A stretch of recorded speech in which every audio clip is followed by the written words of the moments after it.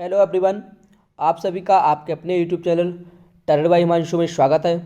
जिन भी साथियों ने अभी तक चैनल को सब्सक्राइब नहीं किया है वे चैनल को सब्सक्राइब कर लें और बेल आइकन को प्रेस कर लीजिए, जिससे कि जो भी नोटिफिकेशन आपके आते हैं क्लास से संबंधित या किसी भी सूचना से संबंधित वह आप सभी को सबसे पहले प्राप्त हो जाए।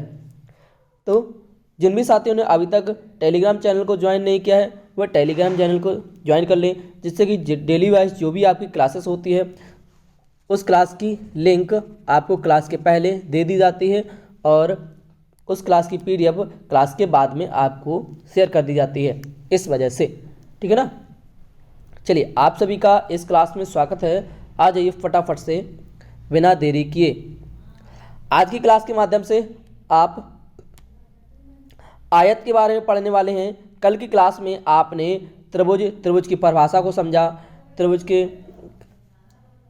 क्वेश्चंस को आपने किया। आज की क्लास में आप आयत को पढ़ने वाले हैं। देखिए, शुरू करते हैं। एक बार यस इसका कमेंट कर दीजिए, उसके बाद में क्लास को शुरू करते हैं। यस का कमेंट कर दीजिए सभी, यस का कमेंट कर दीजिए सभी। बहुत बढ़िया, आप सभी का स्वागत है। बिना बातें किए हुए बिना देरी किए क्लास को शुरू करते हैं। अब देखिए, आयत यानी कि रेक्टेंगल किसे कहते हैं? अगर आपकी परीक्षा में परिभाषा आ जाए कि आयत किसे कहते हैं, आयत किसे कहते हैं, आयत किसे कहते हैं, रेक्टेंगल, व्हाट इज रेक्टेंगल। तो देखिए, यदि किसी चतुर्भुज की आमने सामने की भुजाएं बराबर हों और सभी भुजाएं एक दूसरे को 90 अंश के कोण पर काटती हों, उसे क्या कहते हैं? आयत कहते हैं। जैसे कि आप चित्र में देख पा रहे हैं, एक ये आयत है आपका, ये आयत है आपका ABCD, ये आपका आयत है। इसकी आमने सामने की भुजाएं बराबर हैं, देखिएगा, और चारों कोण आपके 90 अंश के हैं। ठीक है ना, 90 अंश के। तो ये क्या है? आपका आयत है। क्या है? रेक्टेंगल है। तो आपको परिभाषा लिखनी है, किसी चतुर्भुज के आमने सामने की भुजाएं बराबर हों, यानी कि सभी भुजाएं एक दूसरे के 90 अंश के कोण को काटती हूं, उसे कहते हैं आयत। इसके बाद में देखिए चित्र में ABCD ये क्या है? एक आयत है जिसमें AB equal to DC, AB equal to DC, AB बराबर है DC के। इसके बाद में AD equal to BC, AD equal to BC, ये दोनों ही भुजाएं बराबर हैं, है ना। तो इसलिए तथा कोण A, कोण B, कोण C, कोण D आपका क्या है? 90 अंश का है, ये चारों ही कोण। अब इसके फॉर्मूले को समझिए बहुत ही अच्छे तरीके से। आयत का परिमाप, इन फॉर्मूले को आप अपनी कॉपी पर ज़रूर नोट करिएगा, क्योंकि यह आपके लिए बहुत ही इम्पॉर्टेंट है फॉर्मूले। क्योंकि बिना फॉर्मूले के आप क्वेश्चंस को सॉल्व नहीं कर सकते हैं। बिना फॉर्मूले को आपको क्वेश्चन को सॉल्व नहीं करना है, नहीं तो आपका आंसर नहीं आएगा और क्वेश्चन भी आपका गलत हो जाएगा। देखिए, आयत का परिमाप होता है 2 गुणे लंबाई धन चौड़ाई। आयत का परिमाप, आयत का क्षेत्रफल होता है लंबाई गुणे चौड़ाई। तीसरा फॉर्मूला है विकर्ण बराबर रूट लंबाई स्क्वायर प्लस चौड़ाई स्क्वायर। यह होता है, ये 3 आपके आयत के फॉर्मूले हैं। अब आप ये आपके इंपॉर्टेंट है, तीनों फॉर्मूलों को लिख लीजिएगा अपनी कॉपी पर। इसके बाद में अब समझिए आयत के अंगों को, यानी कि पार्ट्स ऑफ रेक्टेंगल। इसके बारे में आप समझिए बहुत ही अच्छे तरीके से। आयत के अंग, पार्ट्स ऑफ रेक्टेंगल, यानी कि आयत के जो अंग होते हैं वह 4 अंग होते हैं। आधार यानी कि बेस, लंबाई यानी कि लेंथ, कोण यानी कि एंगल, और विकर्ण यानी कि डायगोनल, है ना। तो देखिए एक एक को समझिए। आधार क्या होता है, यानी कि बेस आपका क्या होते हैं, किसी आयत में दो आधार होते हैं, ये आपका आयत है। तो जो आपकी ए बी और डी सी है ये आपका है आधार, ये क्या है, आधार है। और डी ए और सी बी जो है ये आपकी क्या है, लंबाई है। तो देखिए आधार की परिभाषा पूछी गई है, तो किसी आयत में दो आधार होते हैं, ठीक है, जो आपस में बराबर तथा समांतर होते हैं। ये दोनों डी सी और ए बी समांतर हैं, यानी कि डी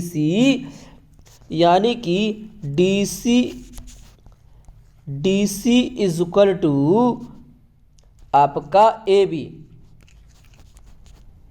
है ना। तो देखिए ए बी सी डी एक आयत है, ए बी सी डी एक आयत है जिसमें ए बी बराबर डी सी आधार है, यानी कि ए बी और डी सी आधार है जो आपस में बराबर तथा समांतर हैं, ये दोनों ही समांतर हैं, बराबर हैं। इसके बाद में लेंथ यानी कि लंबाई, लंबाई किसी आयत में दो लंबाई होती हैं, किसी भी आयत में दो लंबाई होती हैं, जैसा कि आप स्क्रीन पर देख पा रहे हैं, जो आपस में एक दूसरे के बराबर तथा समांतर होती हैं। देखिए समांतर हैं, यानी कि D A is equal to आपका सी बी है, ठीक है, ये आपकी लंबाई हो गई, ये आपका आधार है। तो देखिए आयत में ए बी सी डी एक आयत है जिसमें ए डी और बी सी आयत की लंबाई है, तो A D is equal to B C, तो ए डी लंब हैं बी सी के, ए डी लंब हैं बी सी के। अब तीसरा समझते हैं कोण।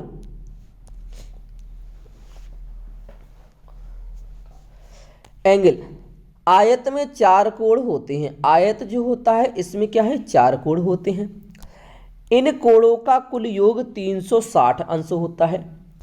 इन कोणों का कितना योग होता है, 360। अगर आपसे पूछा जाए कि आयत में जो चारों कोणों का योग होता है वह कितना होता है, 360 अंश होता है। ये आपका ए बी सी डी ये आपका एक आयत है, इसके चारों कोण आपके 360 अंश के होते हैं। देखिए यानी कि चित्र में ए बी सी डी एक आयत है, समझिएगा, ए बी सी डी एक आयत है जिसमें कोण ए 90 अंश का है, कोण ए 90 अंश का, कोण बी 90 अंश का, कोण सी 90 अंश का, कोण डी 90 अंश का, यानी कि 9 चौके 36, 360 हो गया। तो कोण ए प्लस कोण बी प्लस कोण सी प्लस कोण डी बराबर 360 अंश, है ना। चारों कोणों को जोड़ दीजिए, 360 अंश आ जाएगा। इसके बाद में चौथा देखते हैं विकर्ण यानी कि डायगोनल्स। ये आपका है, विकर्ण आयत को मध्य भाग से बांटता है। किसी आयत में दो विकर्ण होते हैं, जैसे कि ये आपका आयत है, इसको दो भागों में जब विभाजित किया तो एक भाग आपका ये हो गया और एक भाग आपका ये हो गया, ठीक है, ये दो भाग हो गए। तो ये क्या है, ये जो है आयत में ये इसके विकर्ण हैं, ठीक है।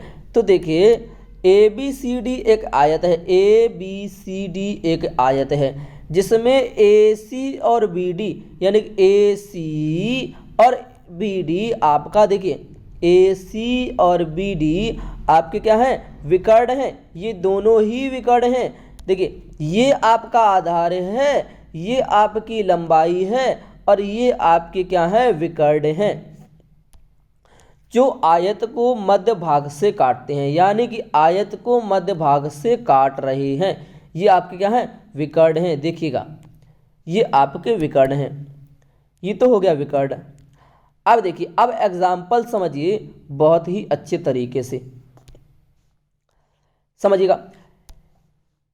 एक आयत की लंबाई 10 सेंटीमीटर है। एक आयत की लंबाई 10 सेंटीमीटर है, चौड़ाई 15 सेंटीमीटर है।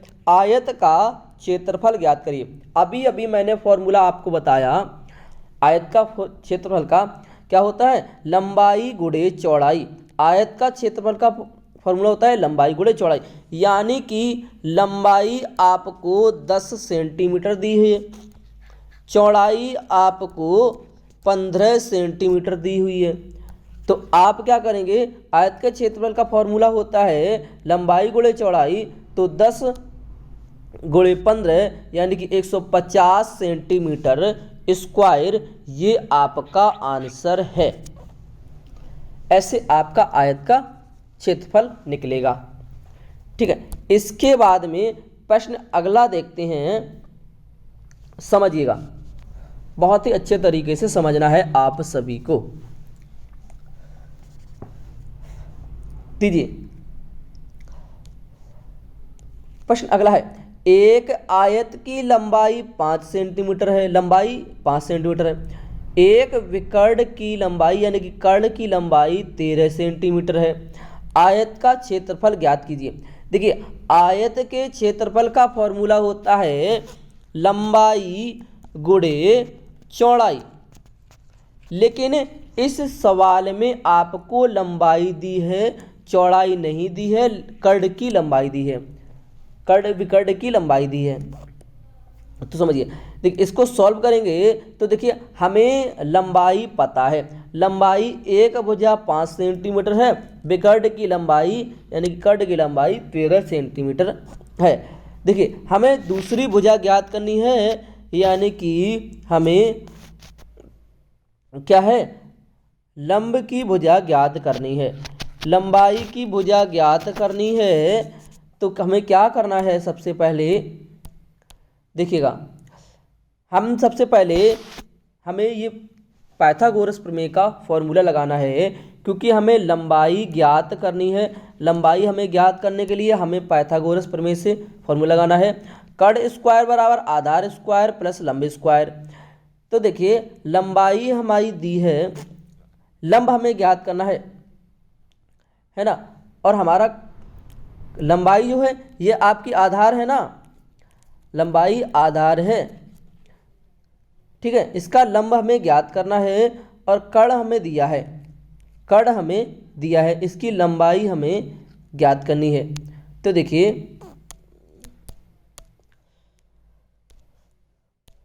लंब स्क्वायर, चाहे आप ऐसे कर लीजिए, कर्ण दिया है तो कर्ण की जगह आप 13 लिख लीजिए। कितने, 13, ये देखिए 13 लिख गए, 13 स्क्वायर हो गया। और आपका आधार की जगह पे आप 5 लिख दिए, 5 स्क्वायर हो गया। तो देखिए लंब स्क्वायर बराबर 13 स्क्वायर माइनस 5 स्क्वायर, क्योंकि जब इसका पंचांतर करेंगे, देखिए 13 बराबर हमने लंब को एक्स का मान लिया, यहाँ पे प्लस 5 स्क्वायर, तो एक्स स्क्वायर बराबर ये हमारा हो गया 13 माइनस 5। ठीक है, इस तरह से आपका हो जाएगा। तो 13 माइनस 5 यानी कि लंब स्क्वायर बराबर 13 का वर्ग होता है 169, 5 का वर्ग होता है 25, 169 में से 25 को घटाया तो 144 आया।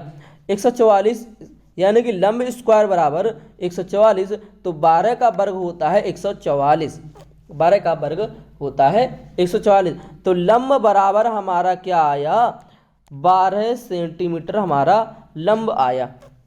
ठीक है, हमसे आयत का क्षेत्रफल पूछा है, हमसे आयत का क्षेत्रफल पूछा है। तो आयत के क्षेत्रफल का फॉर्मूला होता है लंबाई, आयत के क्षेत्रफल का देखिए होता है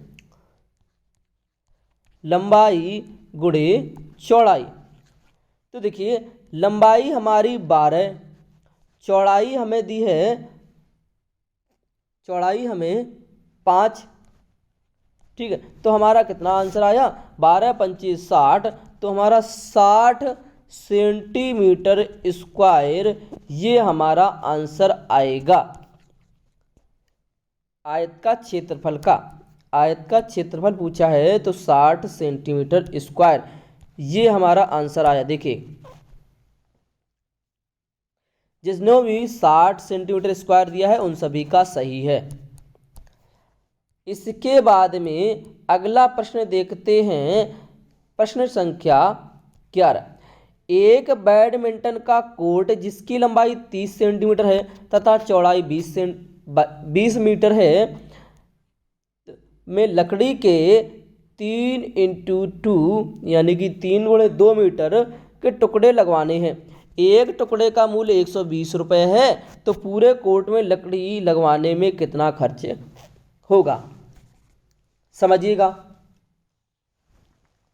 देखिए इसको सॉल्व किया, इसको जब सॉल्व किया तो कोर्ट का क्षेत्रफल यानी कि एक कोर्ट की लंबाई 30 है, चौड़ाई 20 है, तो क्षेत्रफल पूछा है। तो देखिए एक आयत का क्षेत्रफल होता है लंबाई गुणे चौड़ाई, तो देखिए लंबाई 30 है, चौड़ाई 20 है, जब हमने दोनों को गुणा किया तो 600 मीटर स्क्वायर इसका कोर्ट का क्षेत्रफल आया। कोर्ट का क्षेत्रफल ज्ञात हुआ 600 मीटर स्क्वायर। इसके बाद में टुकड़े का क्षेत्रफल यानी कि जो टुकड़ा है उसका क्षेत्रफल ज्ञात करना है। ये लकड़ी के टुकड़े जो लगेंगे, ये देखिए टुकड़ा कितने हैं, 3x2 के हैं, तो 3x2 यानी कि 6 सेंटीमीटर स्क्वायर, यानी कि 600 मीटर में जो टुकड़ा लगेगा 6 सेंटीमीटर 6 मीटर स्क्वायर का। इसके बाद में देखिए 600 मीटर में 6 मीटर के टुकड़े लगेंगे, तो कितने टुकड़े हो गए, 100। एक कितने टुकड़े हो गए, 100 टुकड़े हो गए। ठीक है, अब हमसे पूछा है एक टुकड़े का मूल्य 120 है, एक टुकड़े का मूल्य 120 है, तो देखिए एक टुकड़े का मूल्य 120 है तो 100 टुकड़ों का मूल्य कितना होगा, तो 120 गुणे 12 यानी कि 12,000 रुपये खर्च आएगा लकड़ी लगवाने का। पूरे कोर्ट में लकड़ी लगवाने का खर्च कितना आएगा, 12,000 रुपये आएगा। यही हमारा आंसर है। इसके बाद में अगला प्रश्न देखिए, फटाफट से आंसर करिए, उसके बाद में इसको समझाते हैं।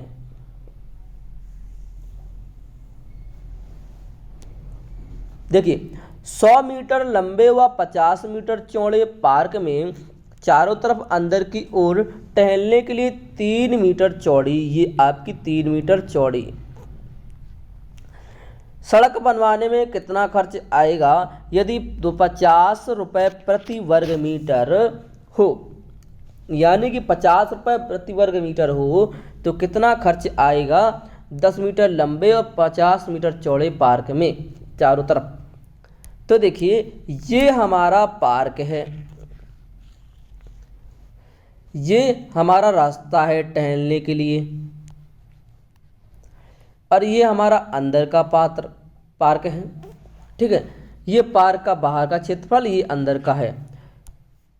देखिए इसको सॉल्व करेंगे तो पार्क का क्षेत्रफल यानी कि पार्क का क्षेत्रफल है कितना, 100 मीटर लंबा और 50 मीटर चौड़ा, यानी कि 5000 मीटर स्क्वायर पार्क का क्षेत्रफल है। ठीक है ना। इसके बाद में पार्क के अंदर जो 3 मीटर चौड़ी सड़क बनी है, देखिए पार्क के अंदर का क्षेत्रफल सड़क को छोड़कर, यानी कि सड़क को छोड़कर जो पार्क के अंदर का क्षेत्रफल है, ये वाला जो है ये आपका इसका क्षेत्रफल। तो देखिए पार्क के अंदर का क्षेत्रफल सड़क को छोड़कर, तो लंबाई दोनों तरफ की कितनी है, 3 है, तो 6 हो गई, तो कम हो गई, तो अब लंबाई 100 में से कितनी हो गई, 6 कम हो गई तो 94, यानी कि लंबाई 100 है, 100 में से 6 कम हो गई तो कितना बचा, 94। ऐसे ही चौड़ाई में दोनों तरफ 3 है, 3 है चौड़ाई में, ये आपका चौड़ाई में 3 है तो 6 हो गया, तो 50 में से 6 44 बचे, है ना। तो अंदर का क्षेत्रफल हमें इससे ज्ञात होगा, क्षेत्रफल होता है लंबाई गुणे चौड़ाई, तो लंबाई 94 चौड़ाई 44, तो इसका हो गया 4136 मीटर स्क्वायर, यानी 4136 मीटर स्क्वायर हो गया।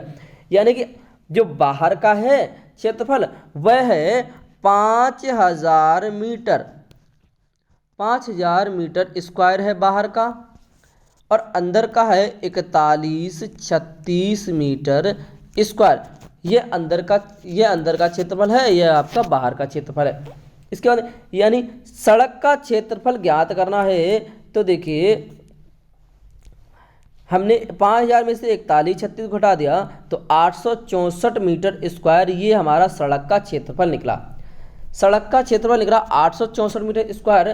तो 1 वर्ग मीटर का खर्चा है 50 रुपये, तो 864 मीटर का खर्च होगा कितना, 43,200 रुपये खर्च होगा, 43,200 रुपये खर्च होगा।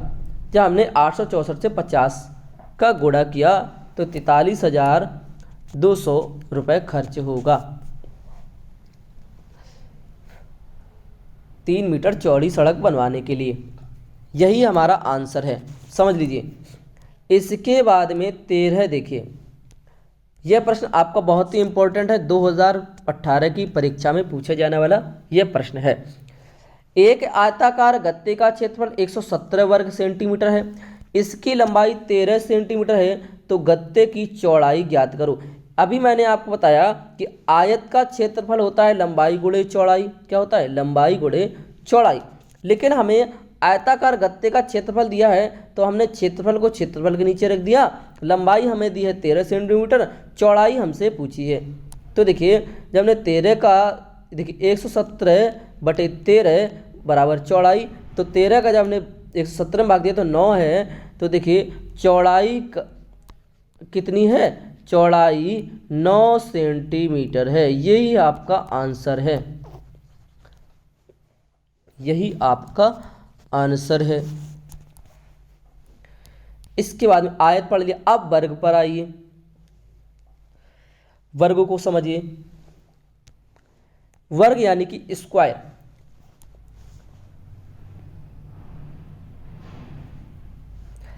ऐसा चतुर्भुज जिसकी चारों भुजाएं आपस में बराबर होती हैं तथा प्रत्येक कोण समकोण 90 अंश का होता है, वर्ग कहलाते हैं। क्या कहलाते हैं, वर्ग कहलाते हैं।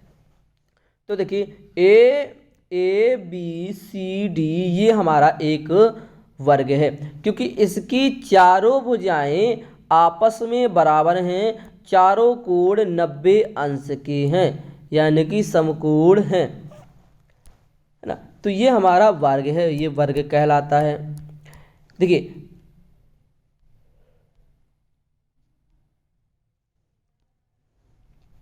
ए बी सी डी एक वर्ग है जिसमें भुजा ए बी बराबर बी सी, ए बी बराबर बी सी, सी डी बराबर डी ए, ये हमारी है।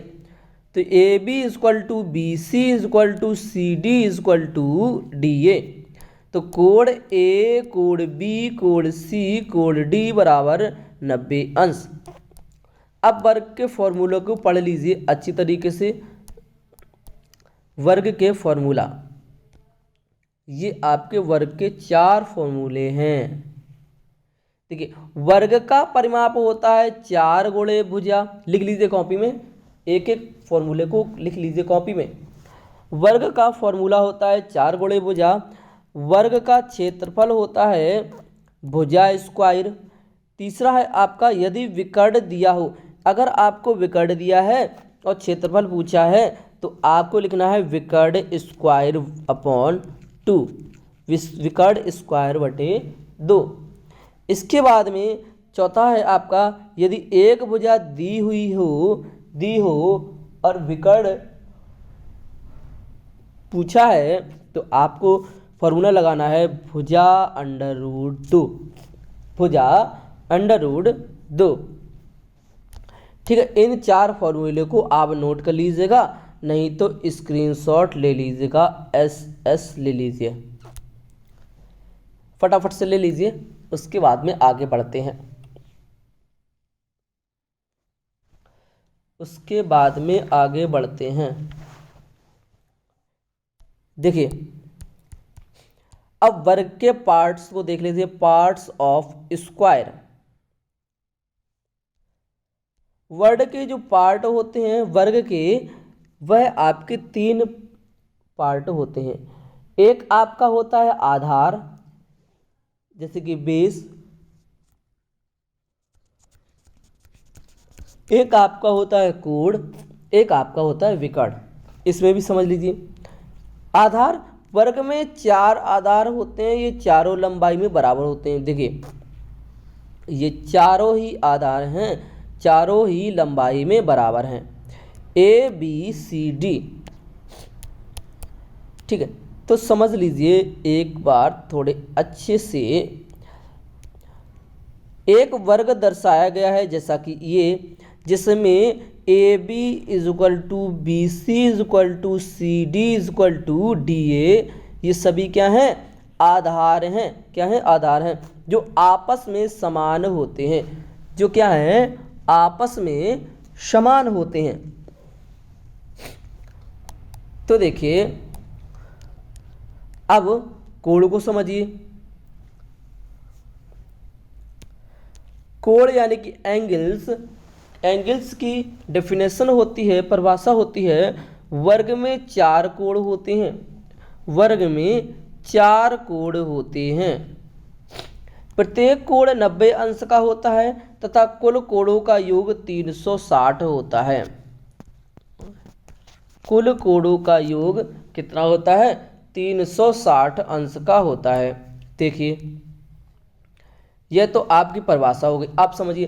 देखिए एक वर्ग ए बी सी डी प्रदर्शित किया गया है, जिसमें 4 कोण, कोण ए, कोण बी, कोण सी, कोण डी, ये सभी क्या हैं, 90 अंश के होते हैं। तो चारों कोणों को जब हमने जोड़ा है तो कितने हो गए, 360 अंश के ये चारों कोण हो जाएंगे।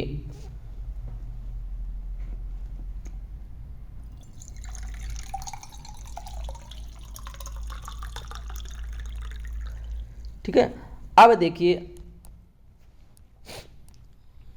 विकर्ण। वर्ग में भी 2 विकर्ण होते हैं, वर्ग में 2 विकर्ण होते हैं, आयत में भी होते हैं। एक विकर्ण किसी वर्ग को 2 बराबर भागों में बांटते हैं।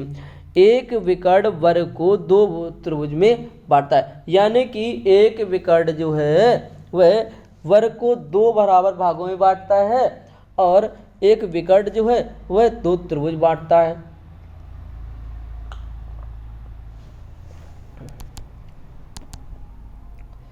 एक त्रिभुज आपका हो गया, एक त्रिभुज आपका हो गया। देखिए एक त्रिभुज आपका हो गया डी ओ ए और एक त्रिभुज आपका हो गया सी ओ बी, ये आपका त्रिभुज हो गया। तो इसके बाद में देखिए एक वर्ग ए बी सी डी है, जिसमें 2 विकर्ण ए सी और बी डी हैं, ए सी और बी डी हैं। ठीक है, अब समझिए प्रश्नों को, कुछ एक एग्जाम्पल्स को। यह प्रश्न आपका 2018 में पूछा गया था, प्रश्न बहुत ही इंपॉर्टेंट है। देखिए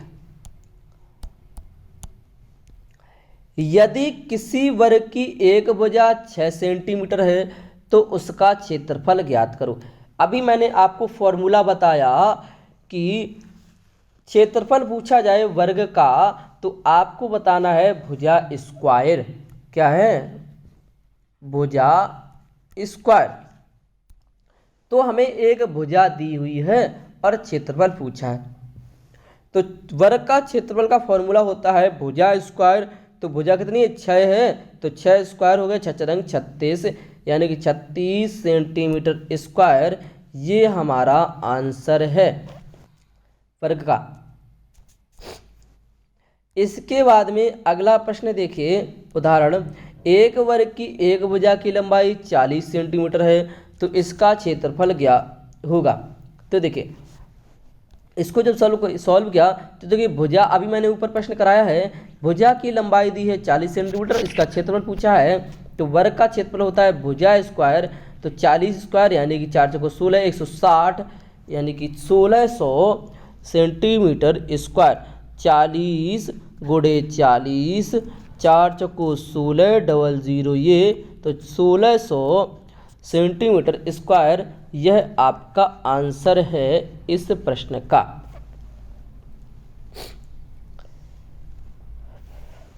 अब बढ़िए आगे के प्रश्नों पर।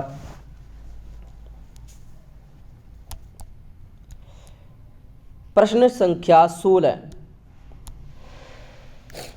प्रश्न संख्या 16 देखिए, एक वर्ग की प्रत्येक भुजा की लंबाई 10% वृद्धि करने पर क्षेत्रफल में कितने प्रतिशत की वृद्धि होगी। ये आपका एक वर्ग दिया है, प्रत्येक भुजा की लंबाई 10% वृद्धि यानी कि 10% ये बढ़ी, 10 ये बढ़ी और 10 आपकी ये बढ़ी और 10 आपकी ये बढ़ी, यानी कि 10 10 चारों तरफ की बढ़ गई। तो कितने प्रतिशत की वृद्धि हुई है, कह रहा है कितने प्रतिशत की वृद्धि हुई, तो कितने प्रतिशत की वृद्धि हुई बताइए। देखिए समझिए, इसका सॉल्यूशन अच्छे तरीके से समझिए, उसके बाद में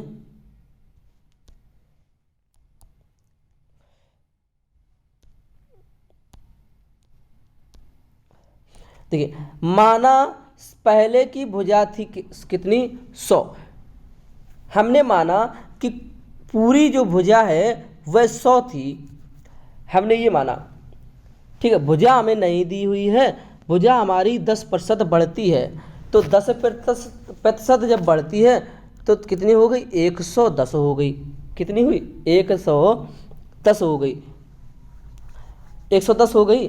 तो हमें देखिए सबसे पहले हम उसका किसका वर्ग का क्षेत्रफल निकालेंगे।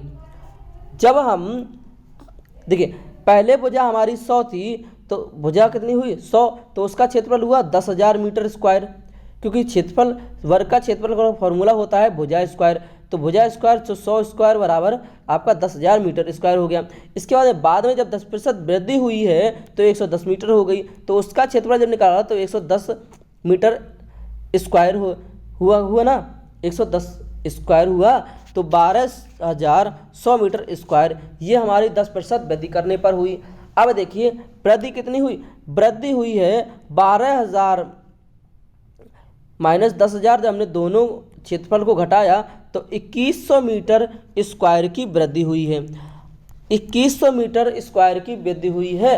अब हमसे प्रतिशत में पूछा है कि कितने प्रतिशत की वृद्धि होगी, तो देखिए 2100 मीटर की वृद्धि हुई है ना, तो वृद्धि प्रतिशत पूछा है, तो वृद्धि प्रतिशत का जो फॉर्मूला होता है, प्रतिशत वृद्धि का फॉर्मूला होता है वृद्धि बटे मूल, जो मूल है संख्या उसकी गुणे 100, यानी कि वृद्धि प्रतिशत पूछा है तो वृद्धि कितने हुई 2100 की, वृद्धि कितने की हुई है 2100 की वृद्धि हुई है। देखिएगा वृद्धि हुई है 2100 की, और मूल जो है वह आपका है कितना 10,000, यानी कि 10,000 पहले कितना था 10,000 क्षेत्रफल है ना, इंटू 100 प्रतिशत वृद्धि पूछा है। तो देखिए 0 1 2 3 4 4 0 को हमने कट किया, तो प्रतिशत वृद्धि जो हुई है वह कितनी हुई 21% की वृद्धि हुई, कितने की हुई 21% की वृद्धि हुई है, यह हमारा आंसर है। आपको समझ में ना आए तो आप क्लास को दोबारा से देख सकते हैं, जब तक आपको समझ में ना आ जाए तो आप क्लास को बार बार देखिएगा, जब तक आपको समझ में ना आए क्लास को बार बार देखिएगा। देखिए पहले भुजा थी 100, मैंने माना पहले भुजा थी 100 है ना, उसका क्षेत्रफल होगा 10,000 मीटर स्क्वायर, क्योंकि वर्ग का क्षेत्रफल होता है भुजा स्क्वायर, तो कितना होगा क्षेत्रफल 10,000 मीटर स्क्वायर। हमने 10% की वृद्धि कर दी भुजा में, तो कितना हो गया 110 हो गया। अब इसका क्षेत्रफल हमें पता लगेगा, तो क्षेत्रफल होता है भुजा स्क्वायर, तो 110 स्क्वायर बराबर 12,100 मीटर स्क्वायर। अब हमने दोनों भुजा में से हमें ये पता करना है कि कितनी वृद्धि हुई। तो 12,000 में से हमने 10,000 को घटाया तो 2100 मीटर की वृद्धि हुई। 2100 मीटर स्क्वायर की वृद्धि हुई है।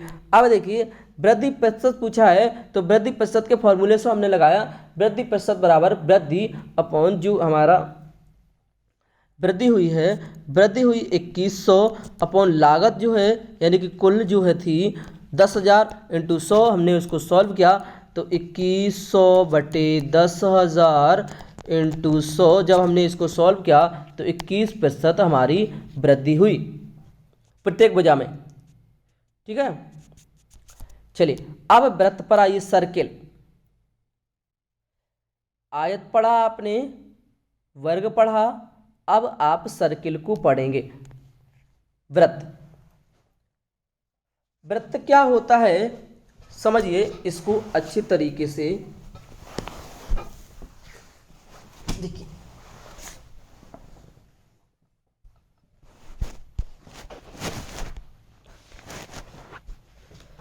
वृत्त क्या होता है, किसी निश्चित बिंदु यानी कि केंद्र के एक समान दूरी पर स्थित बिंदुओं का बिंदुपथ वृत्त कहलाता है। जैसे कि ये आपका एक वृत्त है, इसका जो बिंदु है यह क्या है, यह वृत्त कहलाता है। इसका बिंदुपथ है, देखिए बिंदुपथ वृत्त कहलाता है। समान दूरी पर, ये भी समान, ये भी समान, ये समान, ये समान, ये समान, ये सभी।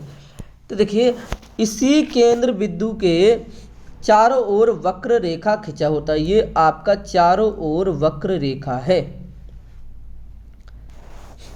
ठीक है ना। तो देखिए अब देखिए वृत्त का व्यास, वृत्त का व्यास होता है 2 पाई आर, वृत्त का व्यास। तो देखिए त्रिज्या क्या है, त्रिज्या आर माने है, व्यास हमारा है 2r, यानी कि त्रिज्या हमारी आर है तो व्यास हमारा कितना होगा 2r होगा। ठीक है, इसके बाद देखिए, अब देखिए वक्र रेखा की लंबाई को वृत्त की परिधि कहते हैं। अगर वृत्त की परिधि की परिभाषा आ जाए तो आपको लिखना है वक्र रेखा की लंबाई को वृत्त की परिधि कहते हैं। ठीक है, एक तो क्वेश्चन आपका ये हो गया। वृत्त के केंद्र से लेकर परिधि तक की दूरी वृत्त की त्रिज्या होती है। एक परिभाषा आपकी हो गई। देखिए 2 परिभाषाएं ये हो गई, 3 परिभाषा आपकी एक वृत्त की। ठीक है, अब आगे देखिए, यानी कि 2 पाई आर वृत्त की कुल परिधि है जिसमें 360 का कोण बनता है। जब कोण बनता है तो वह कुल परिधि का थीटा बटे 360 ही होगा।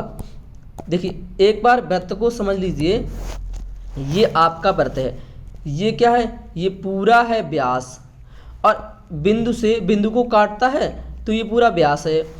ये एक त्रिज्या है, बिंदु से परिधि की किसी भी स्थान पर जाइए, ये क्या है, त्रिज्या है। इसके बाद बिंदु जो है वह क्या है, केंद्र है। अगर हमने वृत्त के कहीं भी किसी भी जगह एक रेखा को खींचा तो वह क्या है, जीवा है, वह क्या है, जीवा है। और जो बिंदु के बाहर जो पूरी ये वृत्त जो घिरा है, बिंदु को घेरे हुए है, वह क्या है, वह वृत्त की परिधि है, वह वृत्त की परिधि है। अब इसके फॉर्मूले को समझिए, यानी कि चाप का क्षेत्रफल कुल क्षेत्रफल गुणे थीटा बटे 360 या 1/2 चाप की लंबाई गुणे त्रिज्या बराबर यानी कि 1/2 AB इंटू आर। इस तरह से ये आपका चाप का क्षेत्रफल है। अब आप वृत्त के अंगों को समझेंगे, केंद्र व्यास और आपका केंद्र व्यास त्रिज्या परिधि जीवा, ये 4 होते हैं। वृत्त के जो अंग होते हैं वह 4 होते हैं, ठीक है ना। वह कितने होते हैं, 4 होते हैं। देखिएगा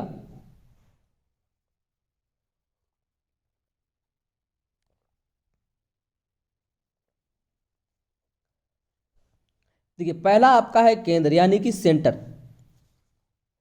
वृत्त के बीच में एक बिंदु होता है, जैसे कि आपकी स्क्रीन पर ये देखिए दिख रहा है, ये वृत्त है और इसका एक बिंदु ये है, जिसे वृत्त का केंद्र कहते हैं। जिससे क्या है, वृत्त का केंद्र कहते हैं। ये देखिए कह रहा है वृत्त के केंद्र से किसी भी बिंदु की दूरी सदैव समान होती है। यहाँ से आप केंद्र से कहीं भी चले जाइए, ये क्या है, समान होती है। ये क्या कहलाता है, केंद्र कहलाता है। इसके बाद में व्यास 2.5 मीटर। वृत्त के केंद्र से होकर गुजरने वाली वह रेखा जो वृत्त को दो समान भाग में विभाजित करती है, जैसे कि देखिए बिंदु को काट रही है दो समान रेखा में, वृत्त को दो समान भागों में काट रही है, व्यास कहलाती है। क्या कहलाती है, व्यास कहलाती है। व्यास जो होता है त्रिज्या का 2 गुना होता है, त्रिज्या का 2 गुना होता है। ये हमारा व्यास हो गया। देखिए व्यास को हम लिखते हैं 2r, व्यास हमारा होता है 2r, यानी त्रिज्या हमारी r होती है, तो व्यास हमारा होगा 2r। ठीक है। इसके बाद में त्रिज्या, रेडियस। वृत्त के केंद्र से परिधि तक की दूरी त्रिज्या कहलाती है। वृत्त के केंद्र से परिधि तक की दूरी, जो परिधि है, जैसे ये मान लीजिए, चाहे ये मान लीजिए, ये क्या है, ये हमारी त्रिज्या है, ये हमारी क्या है, त्रिज्या है। तो इसे हम r से निरूपित करते हैं। किससे, r से निरूपित करते हैं। त्रिज्या व्यास की आधी, त्रिज्या जो होती है वह पूरे व्यास की, ये पूरा क्या है, ये पूरा व्यास है, इसकी जो है आधी होती है। तो वृत्त की त्रिज्या का फॉर्मूला होता है व्यास अपॉन 2, ये फॉर्मूला होता है वृत्त की त्रिज्या का। इसके बाद में परिधि देख लीजिए, सर्कमफ्रेंस। परिधि, वृत्त के चारों ओर से घेरने वाला क्षेत्र उसकी परिधि कहलाता है। क्या कहलाता है, उसकी परिधि कहलाता है। वृत्त की परिधि त्रिज्या के 2 गुने के बराबर होती है, यानी कि वृत्त की जो परिधि होती है त्रिज्या के 2 गुने के बराबर, यानी 1 गुना ये और 1 गुना ये, 2 गुना के बराबर होती है। तो परिधि होता है 2πr। क्या होता है, 2πr। इसके बाद में जीवा, चोड़। वृत्त की परिधि पर स्थित किन्हीं 2 बिंदुओं को मिलाने वाली रेखा जीवा कहलाती है। यानी कि वृत्त की परिधि पर स्थित किन्हीं 2 बिंदुओं को, ये चाहे ले लीजिए चाहे ऐसा ले लीजिए, इस तरह से ये क्या है, ये आपका क्या है, ये जीवा है। ये क्या है, जीवा है, इसको जीवा कहलाते हैं। सबसे बड़ी जीवा वृत्त के केंद्र बिंदु से खींचने पर बनती है। ये है सबसे बड़ी जीवा। इसे क्या कहते हैं, इसे व्यास भी कहते हैं, इसे व्यास भी कहते हैं। इसके बाद देखिए, किसी केंद्र बिंदु O से खींची गई AB जीवा वृत्त की सबसे बड़ी जीवा कहलाती है। जैसा कि मैंने अभी आपको बताया, और यहाँ पर देख लीजिए AB बिंदु से होकर जा रही है, तो ये क्या सबसे बड़ी जीवा होती है। इसके बाद वृत्त के फॉर्मूले को देख लीजिए, लिख लीजिए, स्क्रीनशॉट ले लीजिए। वृत्त के सूत्र, यानी कि वृत्त का फॉर्मूला, वृत्त की परिधि का फॉर्मूला होता है 2πr, क्योंकि बिना फॉर्मूले को आप क्वेश्चंस को सॉल्व नहीं कर सकते, तो इसलिए वृत्त की परिधि होती है 2πr, वृत्त की परिधि होती है 2πr, और वृत्त का क्षेत्रफल होता है πr², और अर्धवृत्त का क्षेत्रफल होता है 1/2πr² ब्रैकेट में। अर्धवृत्त की परिधि होती है πr प्लस 2r, यानी कि 2πr का आधा और 2r यानी कि व्यास। इसके बाद चाप की लंबाई होती है 2πr, चाप की लंबाई क्या होती है 2πr या θ/360। अब आप प्रश्न को देखिए, समझिएगा। यह प्रश्न आपका बहुत ही इंपॉर्टेंट है, 2016 के प्रश्न पत्र में पूछा गया था। प्रकार की सहायता से 7.2 सेंटीमीटर व्यास का एक वृत्त खींचिए। तो व्यास हमारा दिया है 7.2 सेंटीमीटर। तो देखिए हमने पटरी और प्रकार की सहायता से एक 7.2 का जो है एक व्यास भरा, एक क्या है, व्यास भरा। तो देखिए ये रहा व्यास, हमने यहाँ बिंदु पर प्रकार की नोक को रखा और पेंसिल को ऐसे घुमाया इस तरह से, तो ये हमारा 7.2 सेंटीमीटर का व्यास का एक वृत्त बन गया। इसके बाद प्रश्न संख्या 18 देखिए। उदाहरण, किसी वृत्त की त्रिज्या 4 सेंटीमीटर है, उसका क्षेत्रफल ज्ञात करिए। यानी किसी वृत्त की त्रिज्या 4 सेंटीमीटर है, त्रिज्या हमें दी है और उसका क्षेत्रफल पूछा है। तो वृत्त की त्रिज्या कितनी है? 4 सेंटीमीटर। तो वृत्त का क्षेत्रफल का फॉर्मूला होता है पाई आर स्क्वायर। वृत्त का क्षेत्रफल का फॉर्मूला होता है पाई आर स्क्वायर। तो आर क्या है? त्रिज्या है। तो पाई का मान होता है 22/7। आर क्या है? त्रिज्या है। तो आर का मान है 4, यानी कि वृत्त की त्रिज्या दी है 4, तो 4 स्क्वायर हो गया। तो 22/7 गुणे 16 हो जाएगा। जब हम इसको सॉल्व करेंगे 352/7, इसको सॉल्व किया तो 50.28 सेंटीमीटर स्क्वायर, ये हमारा आंसर आएगा। सॉल्व करके देख लीजिएगा। इसके बाद में प्रश्न संख्या 19 देखिए। एक वृत्त की परिधि 88 सेंटीमीटर है, तो त्रिज्या ज्ञात करिए। यानी कि परिधि दी हुई है और त्रिज्या आपसे पूछा है। तो देखिए, वृत्त की परिधि का फॉर्मूला होता है 2πr। वृत्त की परिधि का फॉर्मूला होता है 2πr। तो देखिए, परिधि के नीचे हमने लिख दिया 2πr। देखिए, परिधि परिधि होती है, परिधि का सूत्र होता है 2πr। तो परिधि कितनी है? 88 सेंटीमीटर बराबर 2πr।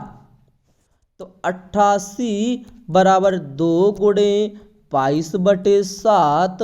पाई का मान हमसे, यानी पाई का मान 22/7 और आर हमसे त्रिज्या पूछी है।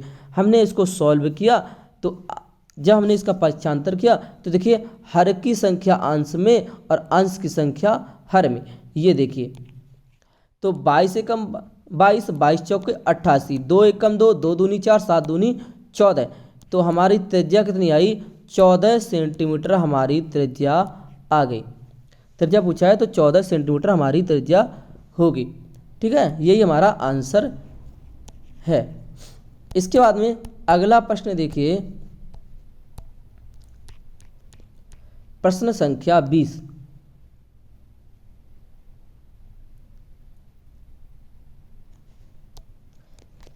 सात 7.2 सेंटीमीटर व्यास का एक वृत्त खींचिए तथा इसकी त्रिज्या भी ज्ञात कीजिए। 2017 में पूछे गए प्रश्न, यह बहुत ही महत्वपूर्ण है। आप समझें तो महत्वपूर्ण है।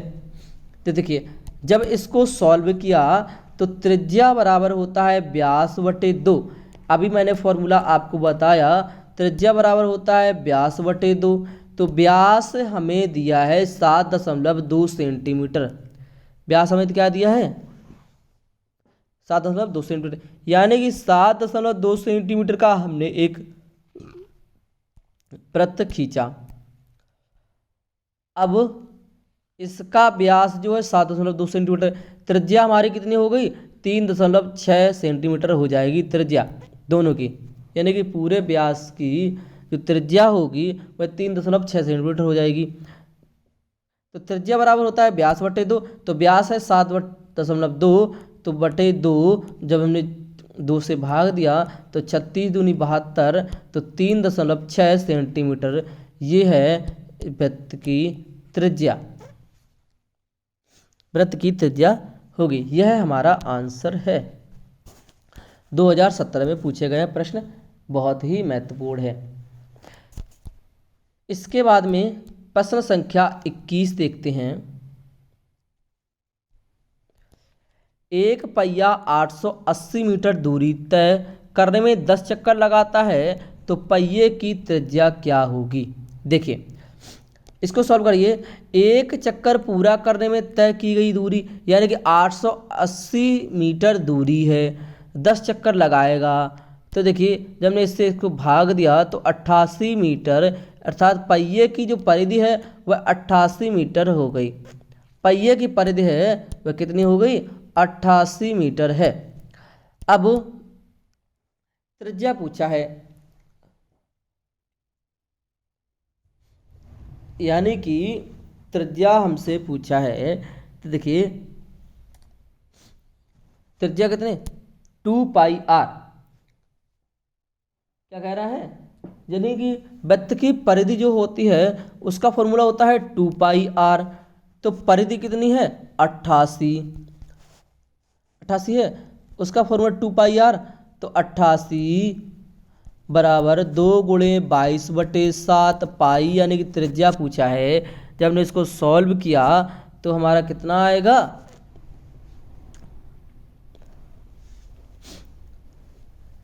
यानी कि 88 बराबर 2 × 22/7, ये हमारा ऊपर गया और ये आपका 22 दूनी 44 दूनी 28 7 दूनी 14। हाँ, वृत्त की त्रिज्या जो आएगी वह 14 मीटर आएगी। वृत्त की जो त्रिज्या होगी वह 14 मीटर होगी। ओके,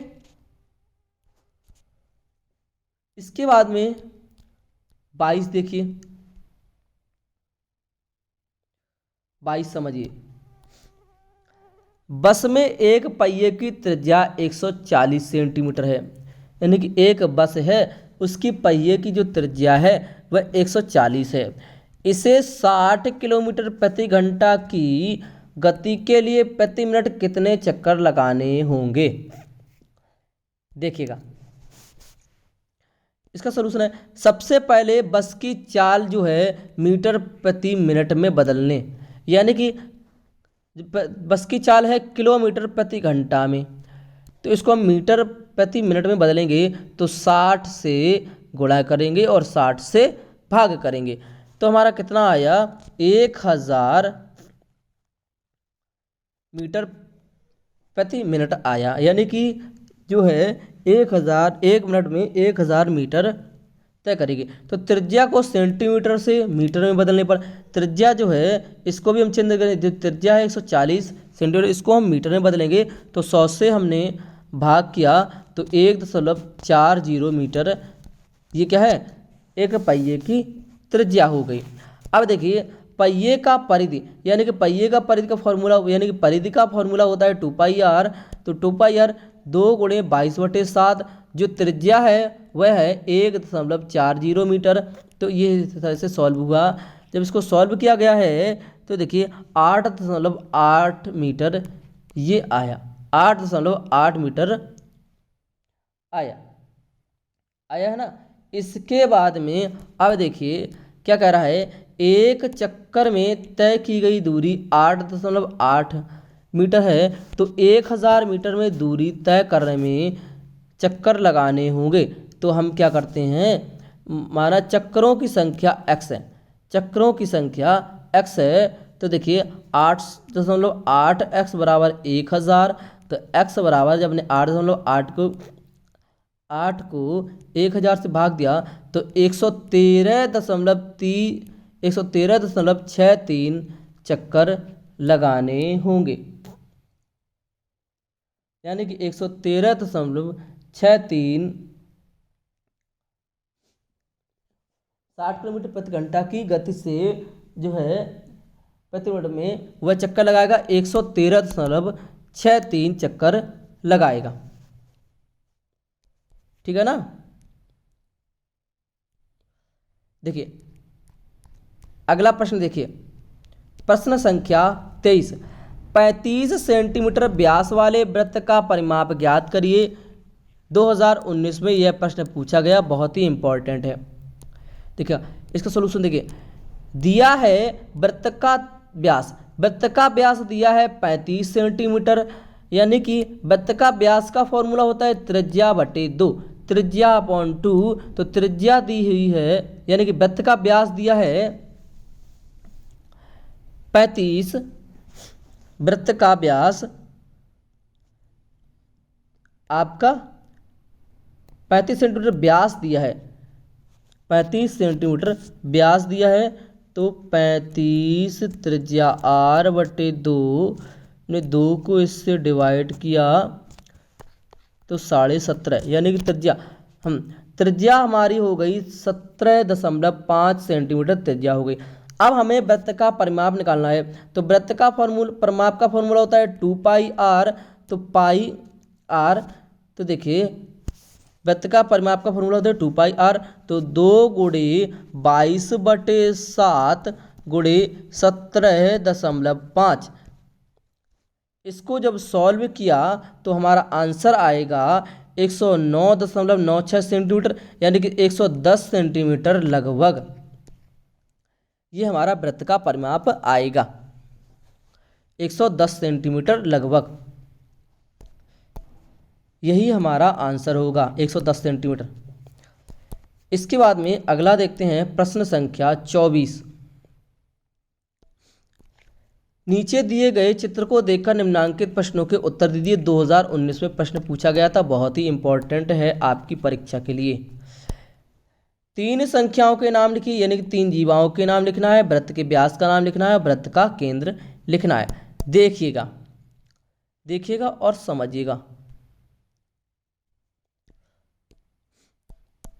यानी कि एक वृत्त है, 3 जीवाओं के, तो जीवा क्या है, देखिए 3 त्रिज्याओं के नाम सबसे पहले पूछा है, 3 त्रिज्याओं के नाम।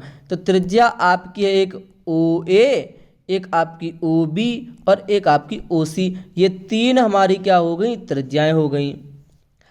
जीवा पूछा है, जीवाएं, तो AB हमारी एक जीवा है और AC हमारी एक जीवा है और एक आपकी BC या CB ये जीवा है। वृत्त का व्यास पूछा है, तो वृत्त का व्यास है AC, ये वृत्त का व्यास है। वृत्त का केंद्र पूछा है, तो वृत्त का केंद्र है O, वृत्त का केंद्र है O। ओके, तो ये आपका आंसर हो गया इसका। ठीक है, तो दोस्तों ये थे आपके आज के वर्ग, आयत, वृत्त से संबंधित टॉपिक, जो कि आपके प्रश्नों के साथ थे। आपकी परीक्षा के लिए बहुत ही महत्वपूर्ण है ये सभी। तो आशा करते हैं कि आप सभी को आज की क्लास बहुत ही इम्पोर्टेंट लगी होगी, बहुत ही अच्छी लगी होगी। जिन भी साथियों को क्लास अच्छी लगी है तो क्लास को लाइक कर दें, क्लास को लाइक कर दें। जिन्होंने अभी तक चैनल को सब्सक्राइब नहीं किया है वह चैनल को सब्सक्राइब कर लें, बेल आइकन को प्रेस कर लें, जिससे कि ऑल नोटिफिकेशन आप सभी के पास सबसे पहले पहुंचे। इसके बाद जिन्होंने भी अभी तक टेलीग्राम चैनल को ज्वाइन नहीं किया है, टेलीग्राम चैनल को ज्वाइन कर लें। ट्विटर पे फॉलो कर सकते हैं, इंस्टाग्राम पे फॉलो कर सकते हैं, फेसबुक पेज से जुड़ सकते हैं और टेलीग्राम चैनल ज्वाइन कर सकते हैं, क्योंकि वहाँ पर आपको PDF प्राप्त हो जाएगी। जो आपकी क्लासेस होती हैं उसकी PDF आपको डेली प्राप्त हो जाएंगी। क्लास आपकी सुबह 9 बजे हिंदी की होती है मधु मैम के द्वारा, और शाम को 4 बजे होती है मधु मैम के द्वारा GK की क्लास, और शाम को 6 बजे होती है आपकी मैथ की क्लास हमारे द्वारा। ये 3 क्लासेस अभी आपके चल रही हैं। तो जिन भी साथियों ने अभी तक चैनल को सब्सक्राइब नहीं किया है वह चैनल को सब्सक्राइब कर लें और बेल आइकन को प्रेस कर लें। ओके, सभी को जय हिंद, जय भारत। मिलते हैं कल 6 बजे मैथ की कक्षा में। तैयार रखिएगा। आप सभी क्लास जब भी पढ़ा करिए तो आप क्या है, आप एक चीज़ नोट कर लीजिए, कॉपी पेन लेकर साथ में बैठा करिए, कॉपी पेन लेकर साथ में बैठा करिए, जिससे कि एक एक पॉइंट्स को आप अच्छी तरीके से नोट डाउन करें तो आपको अच्छे तरीके से समझ में आएगा। ओके, बाय, टेक केयर, जय हिंद, जय भारत।